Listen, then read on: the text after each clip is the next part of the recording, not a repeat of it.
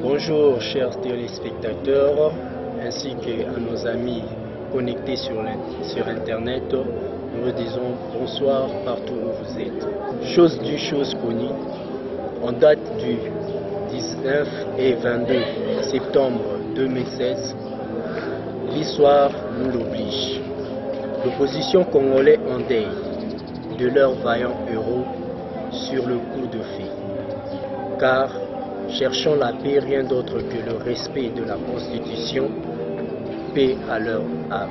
Dans la lutte qui nous est de rechercher et de chercher une alternance sans bain de sang, nous recevons de nouveau l'honorable Ezulu Amonzemba, question politique et infophobie.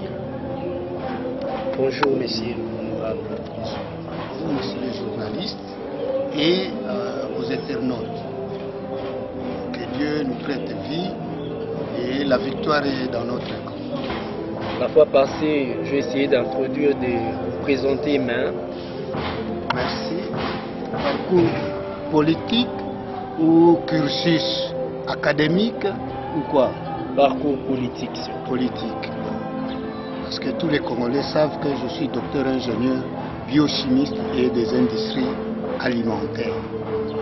J'ai soutenu ma thèse juste l'année de la conférence nationale souveraine.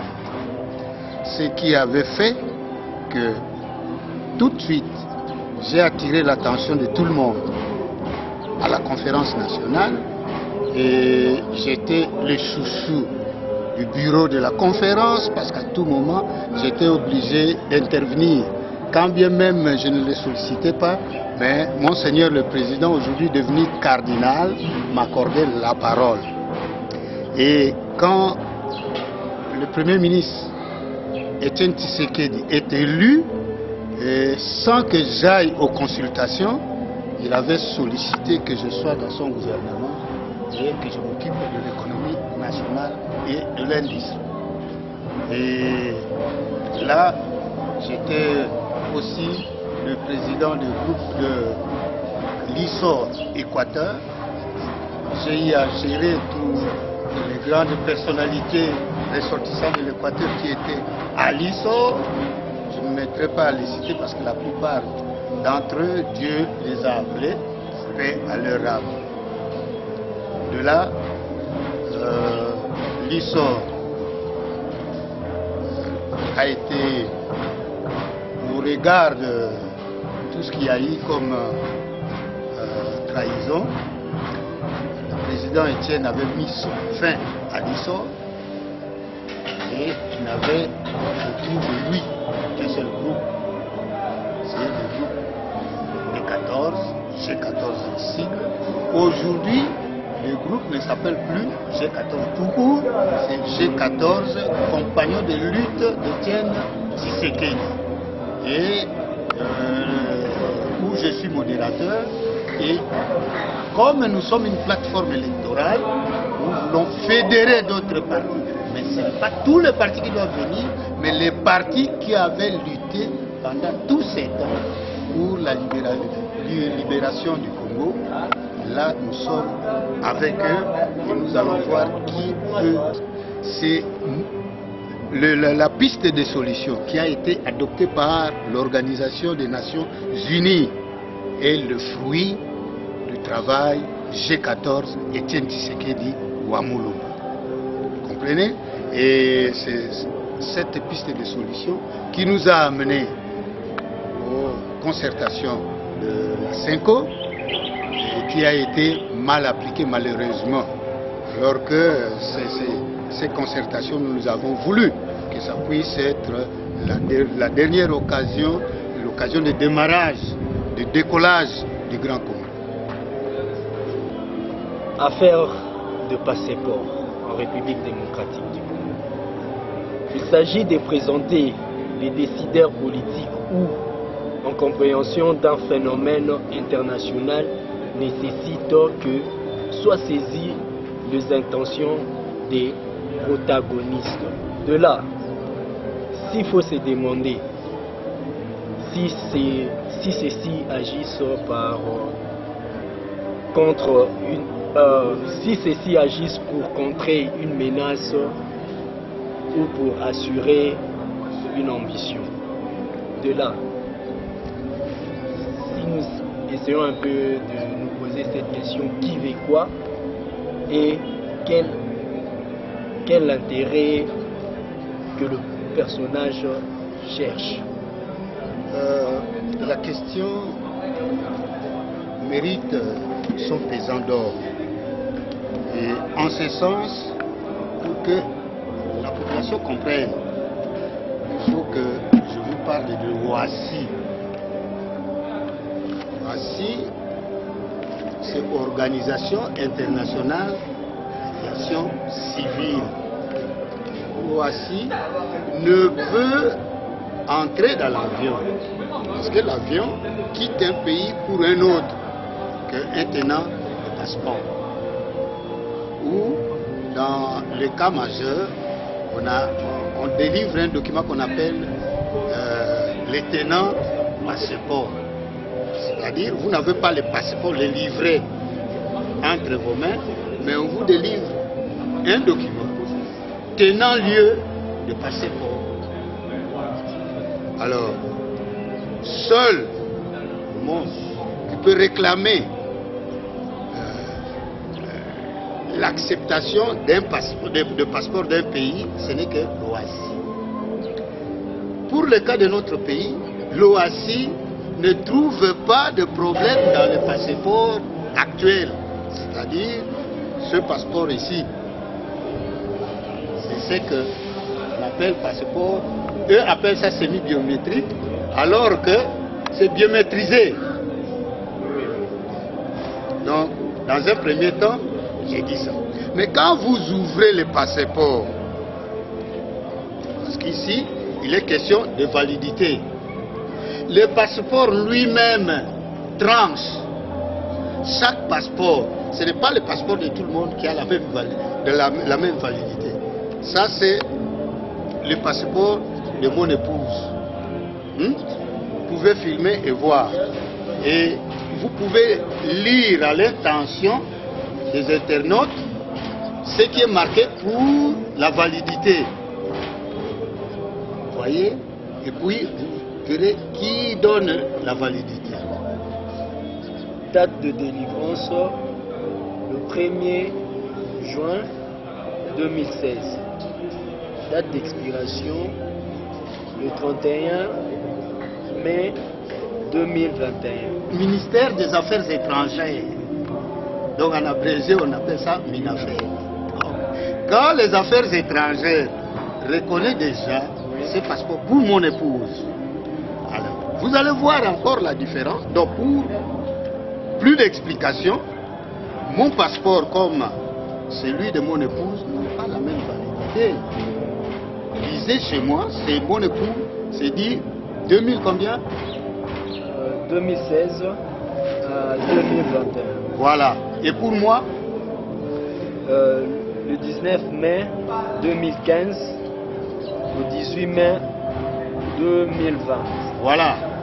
Vous remarquerez que mon passeport s'expire à 2020. Alors, à 2020, il y a l'opération qu'on appelle prorogation. Si, dès qu'on arrive à cette date, je me présente, moi, au ministère des Affaires étrangères pour dire le passeport m'est délivré, touche à sa fin, donc est expiré, alors que j'ai besoin de passeport pour le voyage. Qu'est-ce qu'on dit? On met un cachet pour prorogation. Même, c'est le cachet là qui va déterminer la durée de la validité. Ce n'est pas un individu. Comprenez? Alors, maintenant, ça c'est le fait. Maintenant, vous me posez la question de savoir qui veut quoi dans tout ça. Vous remarquez? Et l'intérêt de la personnage. Ici, il s'agit d'une mesquinerie meurtrière, c'est-à-dire un coup pour mettre le peuple congolais à genoux.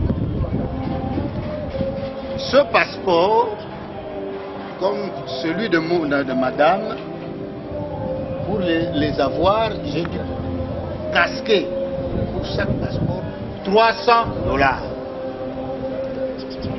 $300 n'est pas la portée de n'importe quel Congolais. Et même les autres Congolais, ce n'est pas à tout moment qu'ils ont à mettre $300. Alors, ça c'est la première chose. Deuxième chose est que, au regard de la validité, si aujourd'hui vous m'interdisez de jouir de mon passeport, j'intente un procès. Et ce procès va exiger des dommages et intérêts. L'État dit qu'il n'a pas l'argent. Mais les commis de l'État poussent les gens à exiger de l'argent à l'État.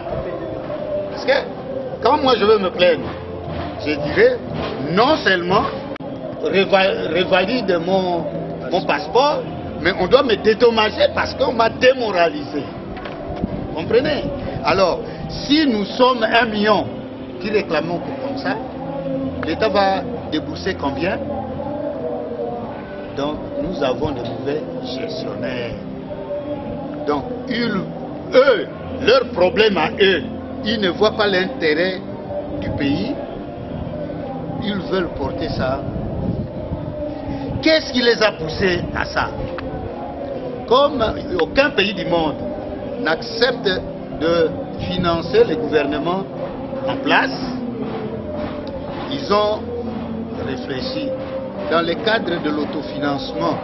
Si nous lançons cette opération, comme les Congolais adorent voyager, ils vont céder. Intention. Donc ils vont céder. Deuxième intention pour eux, quand les Congolais vont venir, ils vont déclencher l'opération. On dépose aujourd'hui pour revenir autre jour prendre. Ça serait l'occasion pour eux de ne plus remettre le passeport aux opposants. Donc, ils craignent, vous avez vu que les opposants ont abattu un travail de titan dans la diplomatie, parce que nous avions constaté autrefois, chaque fois que nous parlions, donc nous dénoncions ce que nous faisions, donc les ennemis s'arrangeaient pour nous contrecarrer. Mais maintenant, nous menons une diplomatie tacite. Donc, bouche fermée, nous agissons sans rien dire. Et il y en a qui croient que nous avons démissionné de nos responsabilités. Alors que non. Nous y sommes et très engagés qu'avant. Mais maintenant, avec beaucoup de subtilité. Oui, dernièrement, même la Belgique et l'espace Schengen tout entier, voilà. Ils ont contesté contre la décision du gouvernement. Mais, en réalité, c'est avec qui ou sur qui le gouvernement cherche à porter cette action? Est-ce que, tel que vous avez dit là, pour essayer un peu de débat, démoraliser l'opinion ou soit démoraliser la personne à qui a le droit de voyager? Donc, on ne sait pas pour vous, étant que politicien, étant qu'un élite de la politique, par là, cette action, à qui vraiment l'action est centrée? Et à la maison Schengen, je dois vous placer quelque chose. Vous savez que l'ambassade émane du ministère des Affaires étrangères. Nous en avons au moins 70 ambassades. Comprenez? Alors, si l'ambassade affronte le gouvernement d'un pays, l'ambassade d'un pays affronte le gouvernement d'un pays, c'est dire que ce pays est dans la situation de non-État. Nous n'existons pas. C'est malheureux. C'est malheureux. Alors vous demandez si ça profite à qui? Ici, c'est parce que ça, je dois vous le dire haut et fort. L'homme politique, s'il découvre la faiblesse de celui qui le dirige, il le coule toujours. Il le coule toujours. Vous verrez que le ministère des Affaires étrangères, là, il paye. Mais les transports, les communications, par les gens, les traîtres de l'opposition, ils sont traîtres, mais ils sont venus aussi trahir Kabila. Ça, c'est exposer Kabila au vindicte populaire. Vous comprenez? Donc, pousser la population au soulèvement, à la grogne, donc par la grogne sociale. C'est-à-dire, les gens se plaignent que les sociétés ne marchent plus, comme ça Kabila est vite parti. Le même, donc on n'a pas encore arrangé le problème des passeports. Hier, vous avez appris qu'on a émis aussi pour le permis de conduire, alors que et le permis de conduire et le passeport congolais disqualifiés au niveau international. Les tenants de passeport international congolais conduisent à l'étranger bonnement, ils ne sont pas embêtés. Ils ne sont pas embêtés. S'ils étaient embêtés et que les problèmes soient posés, c'est en ce moment-là qu'on peut. Mais comment on ne résout pas encore celui-ci? Et ça sera la même chose avec le permis.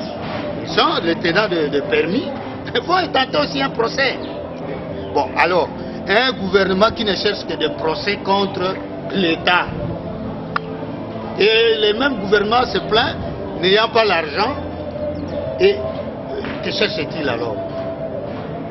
Donc, on cherche la tête de quelqu'un. Et ce quelqu'un doit se connaître. Ce n'est pas à nous de dire à qui on s'attaque. Oui, honorable. À bientôt une année sous l'apport des Saint-Sylvestre. Que va-t-il se passer exactement le 31 décembre 2018? Oui, messieurs de la presse, la question ne pouvait même pas se poser. Quand tout homme sait que, donc tout Congolais sait que la Constitution offre au président élu 5 ans de mandat, à la fin duquel il doit organiser les élections. C'est ce qui était fait au président de la République. Les Congolais, ne voulant plus voir le sang couler, a laissé passer la chose. Mais la population s'est élevée. Mais le feu Étienne a dit, laissez ça, je m'en occuperai. Beaucoup n'avaient pas apprécié ça. Mais c'était tout simplement pour éviter que le sang coule. Alors, on arrive à la fin du mandat, il n'organise pas les élections. Il se plaint. Il y a eu des difficultés, il définit les difficultés à sa manière. On accepte, toujours le feu président Étienne, accepte qu'on aille négocier pour raccorder une année de plus à ce monsieur qui est incapable d'organiser quoi que ce soit parce que pendant 10 ans, il n'a pas donné la carte d'identité. Nous sommes le seul pays au monde où les citoyens, les compatriotes, n'ont pas de carte d'identité. Il n'a pas donné la carte d'identité, mais il veut se cramponner au pouvoir pour que les Congolais ne soient pas considérés au monde. Alors, et on arrive, nous sommes déjà à 3 mois de la fin de ce mandat. Et les élections ne s'annoncent pas. On ne peut plus lui accorder quoi que ce soit. Voilà ce qui sera le 31 décembre. Mais je sais, ayant tenté ça et là, comme rien ne marche, il s'en ira avant. Il disparaîtra. Il veut laisser la plupart des hommes qui l'ont amené dans cette situation dans l'imbroglio. Oui, monsieur l'honorable. Comment absorber le moment adéquat pour faire avancer une politique vitale en RDC? ça fait partie de ce qu'on appelle stratégie. Ce qui est stratégique n'est pas dévoilable. Si on dévoile, lui qui travaille avec les étrangers que vous connaissez, vont mettre en conception de nouvelles stratégies pour contrer. Nous le laissons et il y aura une surprise. Nous vivrons la surprise. La mise en œuvre... Pas de l'opposition du peuple congolais. C'est le peuple congolais qui est confisqué dans sa souveraineté. Merci, monsieur l'honorable. La mise en œuvre d'un système électoral électrifié. Donc, le vote électronique en clair. Est-ce qu'il s'agit de quoi au juste? Vous savez, avant qu'on arrive là, je dois dire à la population qu'est-ce qui les a poussés à en arriver. Vous voyez, quand Nanga donne le rapport sur l'évolution des opérations préélectorales, il vous dit hein, il faut 3 mois, il faut ceci, mais il ne vous dit pas avec quel effectif du personnel. Alors que vous avez appris, même si vous n'êtes pas des scientifiques, disons, des sciences exactes, mais les statistiques apprennent à tout le monde le graphe. Mais dans les graphes, on vous dit il y a lapsus et il y a ordonnée. Nanga devrait tout le temps, vous de la presse, quand vous lui posez la question, dit monsieur, là vous nous parlez du temps. Mais le temps là, avec quel personnel? Parce que le temps là, c'est lapsus. Mais l'ordonnée, c'est le nombre, l'effectif du personnel. C'est avec quel effectif? Vos calculs reposent sur quel effectif?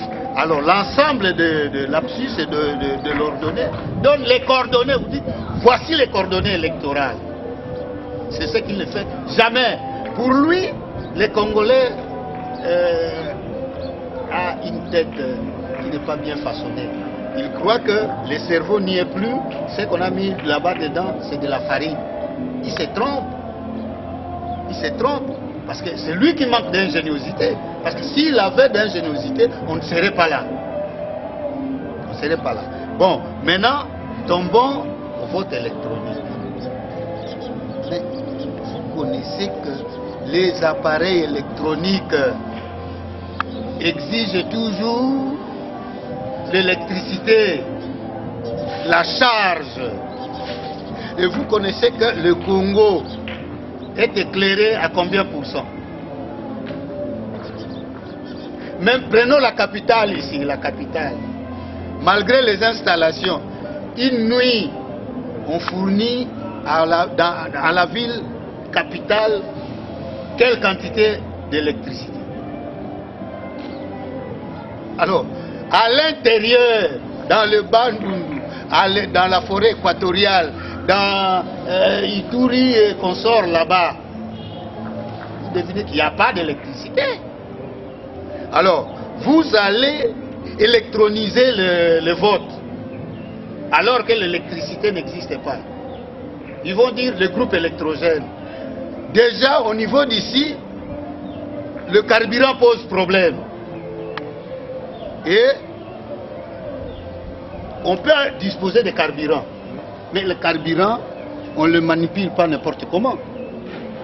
Est-ce que les dispositions au village pour réserver ou garder le carburant sont là?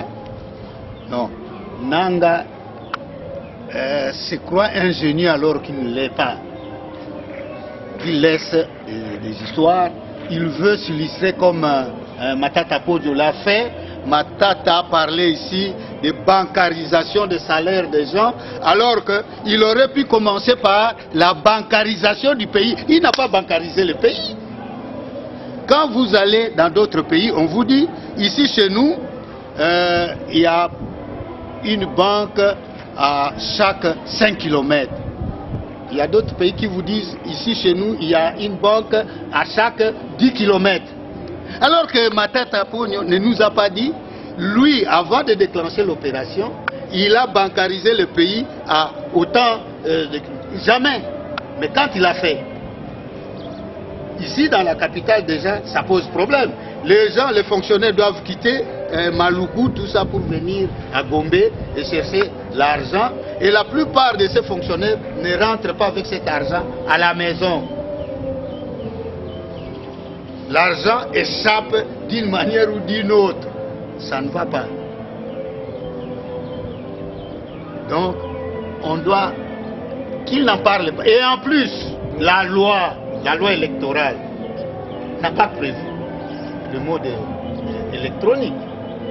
Mais sur ce plan-là, le G14 a bien suivi l'évolution stratégique de la CENI, qui est de la recherche de l'orientation sur les acteurs.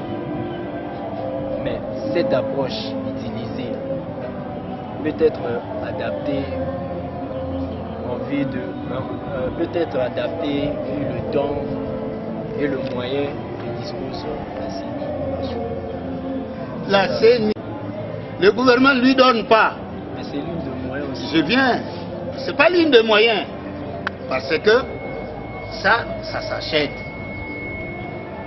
Donc les appareils électroniques ne se donnent pas gratuitement. Nous n'avons pas des usines de fabrication des appareils électroniques ici.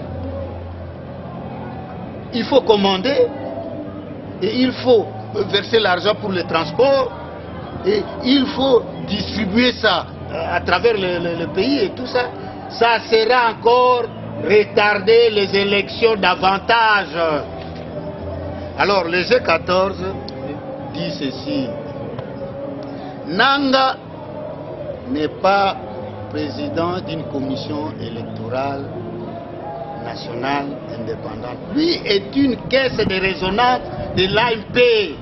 Et on ne doit pas aller avec lui aux élections. Ces aventures doivent être arrêtées. Si on ne s'occupe pas de lui, parce qu'on sait qu'au 31 décembre, il ne produira pas des élections. C'est pourquoi on s'en fiche de ce qu'il raconte. Ils font tout pour pousser la population congolaise à l'énervement. Et comme ça, ils vont tuer, parce qu'ils ont des généraux. Hein, il y a ces généraux qui sont payés par nombre de morts. Vous avez vu, il y a des généraux qui s'appellent l'esprit des morts. Vous les connaissez? Dans quel pays un général est déjà appelé esprit des morts contre sa population? Ce n'est qu'ici au Congo. Et le général en question se promène librement. Nous avons l'auditorat. Il ne se donne pas la peine de l'interpeller alors qu'il y a des inspecteurs judiciaires. Quand on dit l'esprit des morts, il y a même des chansons qui racontent ces aventures. Les inspecteurs judiciaires ne s'en occupent pas. Donc il n'y a pas de justice. Nous sommes dans l'état de non-état. C'est pourquoi nous attendons le 31 décembre. Le soutien d'intermédiaires, décideurs et sociétés civiles de leur point de vue. Est-ce des élections et au centre ou en marge du discours politique et de la politique gestion, tel qu'on dit? Auriez-vous quelqu'un à soutenir s'il s'agit de la transition sans le président Joseph Kabila?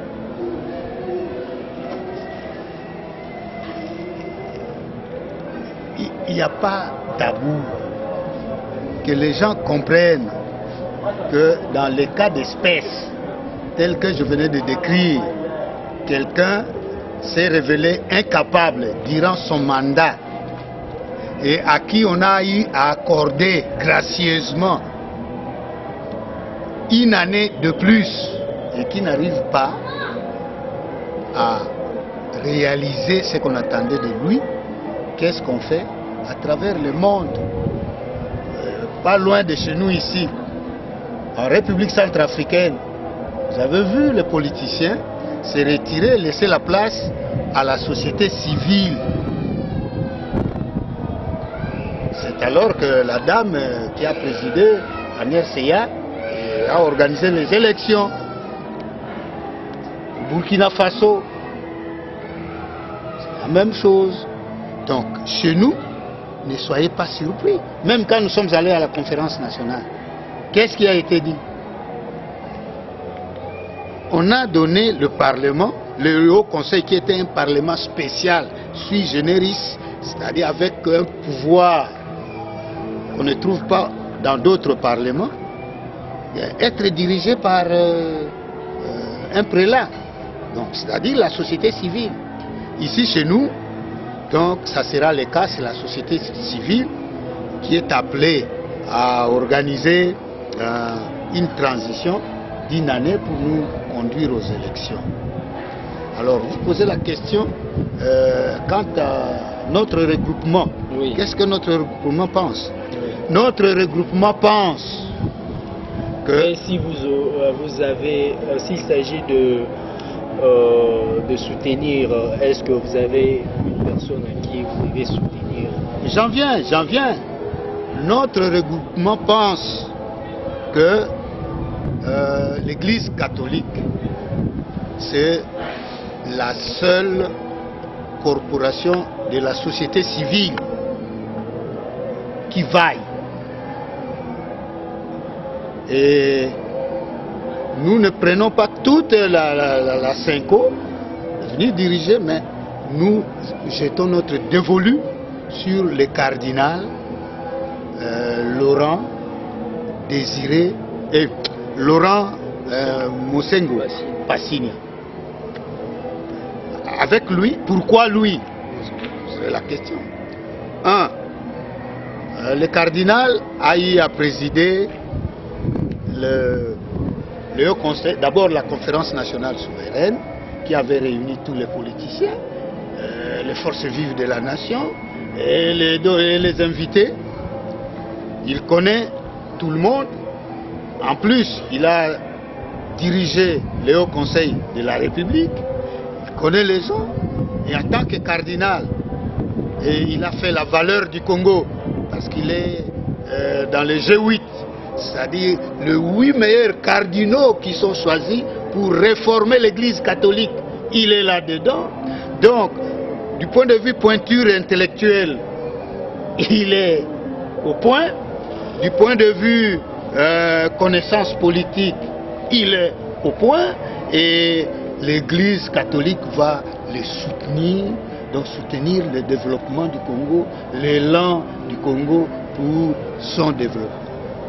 Donc, Laurent Mosengo Passigna, le cardinal, convient pour cette transition. Il existait des responsables du côté de l'AMP, on aurait dit oui. Mais ils sont tous irresponsables là-bas. Ils ont des missions qui ne sont pas des missions nationales. Leurs missions ne sont pas des missions nationales. Chacun a sa mission. C'est de renflouer ses poches. Parce que eux savaient tout. Tout ce qui s'est passé là. Quand bien même le président demandait les experts qui sont... Il y a des professeurs d'université là-bas. Oui. Et ils ont enseigné. Nous sommes dans la matière qu'ils enseignent aux enfants.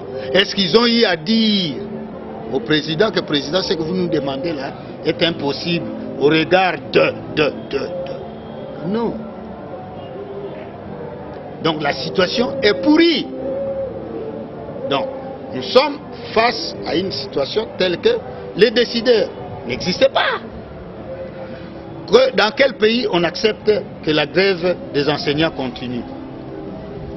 Nulle part au monde. Mais les enseignants, les professeurs d'université réclament. Et on est au mois de, donc on va au mois d'octobre. C'est au mois d'octobre qu'on organise la rentrée académique. Mais pour organiser la rentrée académique, il faut organiser la seconde session. Bon, quand vous ne payez pas les enseignants pendant cette période, donc ils ne vont pas organiser la seconde session et la rentrée académique ne va pas suivre. Où sommes-nous? Alors que On dit la jeunesse, c'est le miroir de demain. Quelle jeunesse formons-nous? Une jeunesse dévergondée, parce que c'est une jeunesse qui ne maîtrise pas la matière, parce qu'on ne lui a pas donné la matière. On préfère offrir à boire à la jeunesse, vous voyez, action. Partout où vous passez, on dit action Bralima, action tout ça, action, action, pour donner à boire, enivrer les gens, comme ça, ils ne leur demandent pas compte.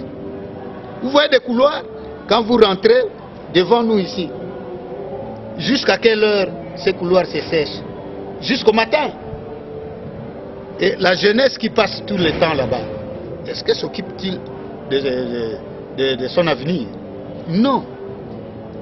C'est dire que convaincre, non, il n'y a pas question de convaincre, parce que parmi eux, il y a les professeurs de sciences politiques et administratives, ceux qui encadrent Kabila, il y a des professeurs de droit, mais il n'y a ni justice, ni politique.